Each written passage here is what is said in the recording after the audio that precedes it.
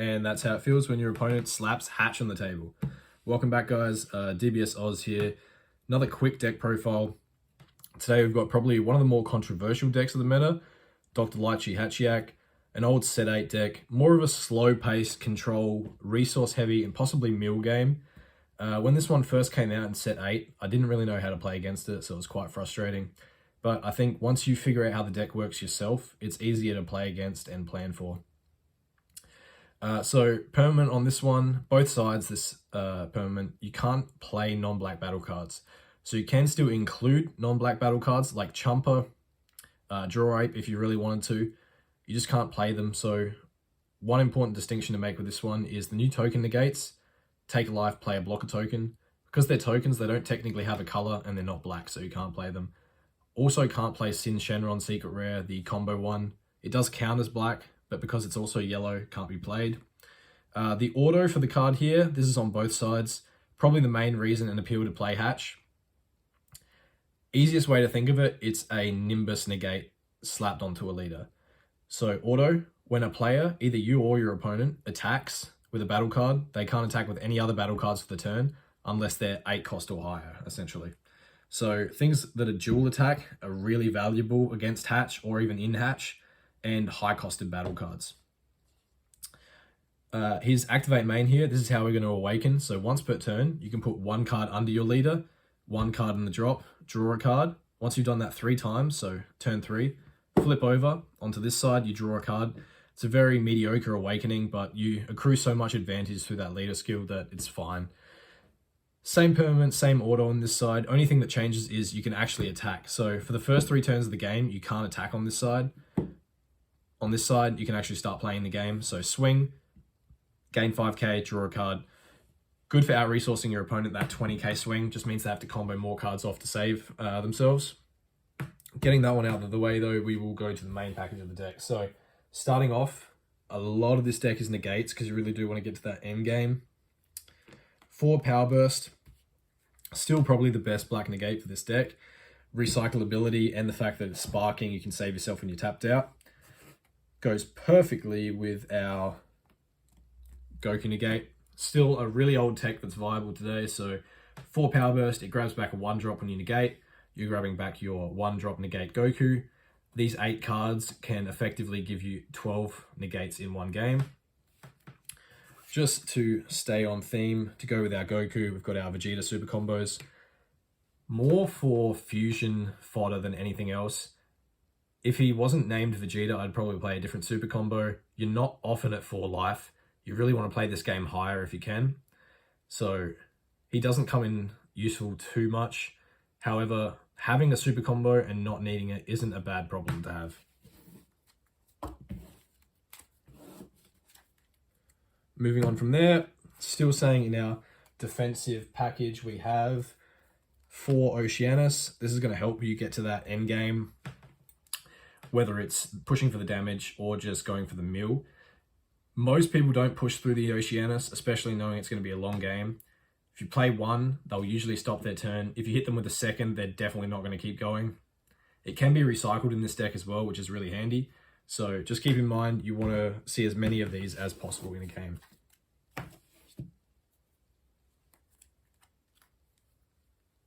Still staying defensive, you've got your 4 new Realm of the Gods extra card for black. So this one energy, activate battle. If it's your turn, warp one of their battle cards higher than their cost. Really good against things like Sin Shenron with their 9-drop or U7 Goku with their 8-drop. However, the main thing we want it for is the second activate battle on your opponent's turn. Tap 1, give something 10k for the battle and draw a card. So it's going to keep you alive and not reduce your hand. Again, sticking to that resource game. Probably the best negate in the game at the moment. Petrification, really old. Again, set 9 card, still viable. Tap 1, negate the attack. If you want, ditch your card. Choose one of your opponent's battle cards, ignoring barrier. Can't attack, can't activate skills, can't be comboed with until the end of your next turn. It's essentially a Fu shrouded in a negate. Really good against things like, again, Sin Shenron. If you're going to hit that 9-drop, they can't block with it. They can't stop your on-play autos, and they can't get the ball in the draw too when it's removed. Great against that. Great against the U7 Vegeta.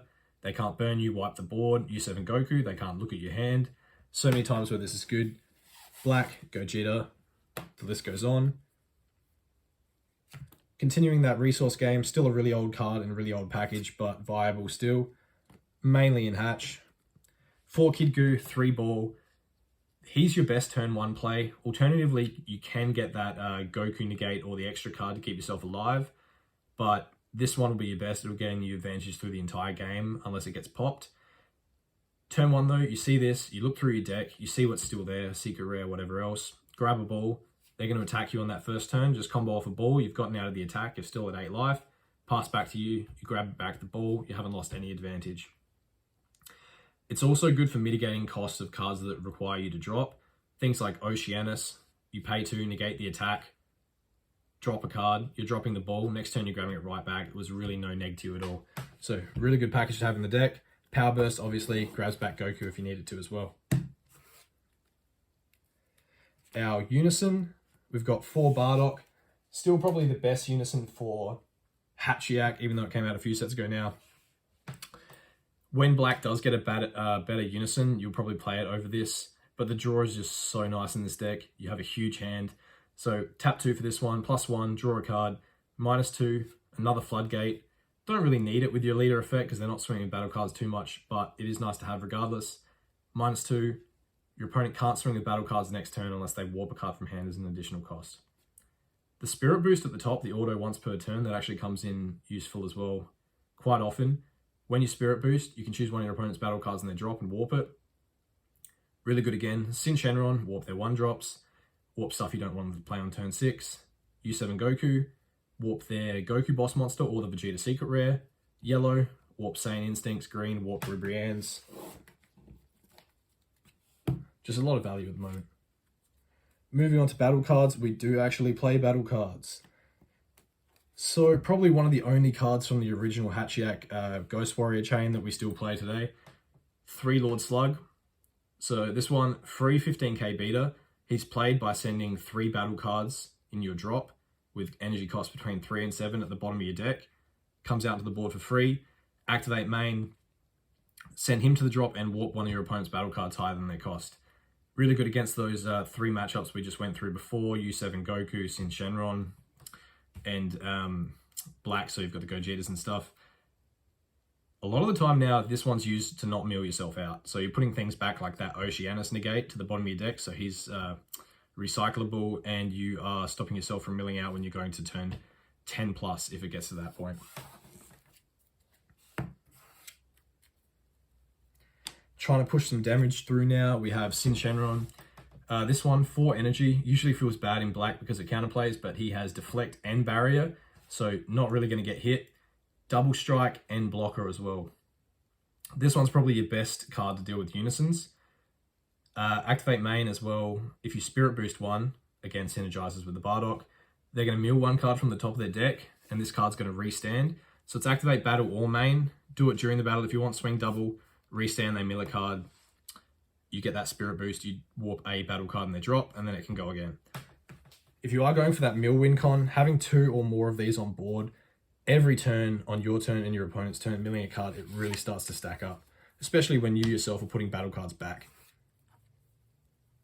Probably our best turn 3 play now, Demigra. Still a good overrealm, starting to get crept out a little bit in other Black decks. But in Hatchhyack, you can afford to spend the 2 energy. So on play, warping a battle card, drawing a card, and every time it swings, warping a card from their hand. Usually, again, turn 3 is the best time to play this one. So turn 2, you're playing that Unison. Turn 1, you are playing the Goku to grab the balls or the negate. And turn 3, because of your leader effect, you should have 6 battle cards in the drop. So really easy to overwhelm this one and start putting the pressure on. 3 King Vegeta. So this one, originally for the Meki Kapura deck. Great in here though. Activate main, tapping 2 to play it. 2 specific Black. If your opponent has 3 or more cards in their warp, you can play it for that reduced cost. With that Demigra on turn 3, you should be able to have the 3 in drop to play this later game. Double Strike and Barrier, it is unique, but that doesn't really matter since you can only swing with 1 a turn anyway. If it is in rest mode, Your opponent can't swing at your leader unless they warp a card from their hand first as a cost. This is a once per turn, so some decks that draw a lot of cards can afford to just get rid of that card, but a lot of the time they are gunning for Vegeta, which you don't mind because it's keeping your leader safe. The boss monster and the way to get around our leader's effect, Gogeta. So we do have those Goku and Vegeta cards to fuse with. We'll go through a few more in a second, but this one, probably the best boss monster for the deck at the moment. It's coming down for 4 energy, triple attack. It's a blocker that restands at the end of your turn if it's swung. First time it swings for the turn, it's ripping 2 cards out of their hand and 2 cards on their board, ignoring barriers of the warp. So really helping you with that resource game. If they're not blue or yellow, it's probably safe to play. Apart from that though, just go for the mill. Don't even need to worry about this one. Onto the tech cards, we have 2 Demigra counterplay.